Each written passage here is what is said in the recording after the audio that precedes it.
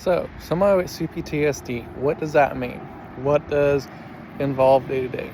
Well, as I mentioned before, CPTSD is when you basically have had multiple traumatic events over your life, right? Not just one event like PTSD. So, CPTSD usually involves depression, anxiety, and low self-esteem.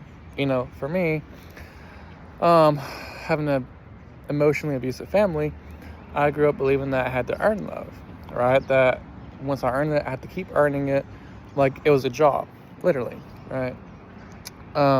So that led to low self-esteem, low self-worth, almost no identity, right? My identity was trying to earn love, trying to prove myself, trying to be worth somebody, right? So I always thought that I had to do things would delight me, to be my friend. Depression, obviously. Depression really started, in the military, because that's what I thought I was trying to get a brotherhood, right?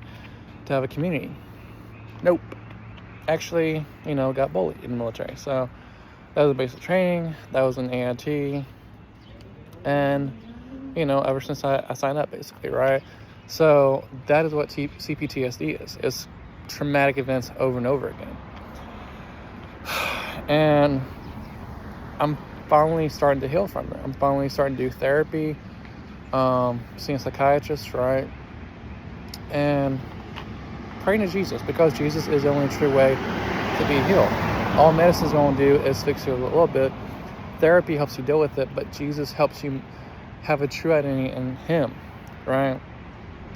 So not relying on food as a coping mechanism, binge eating, or, some people use anorexia, right? They want to be smaller. I want to be bigger, so I can defend myself against bullies, or have some sort of new identity or whatever. I don't know. Not using alcohol as a coping mechanism, right?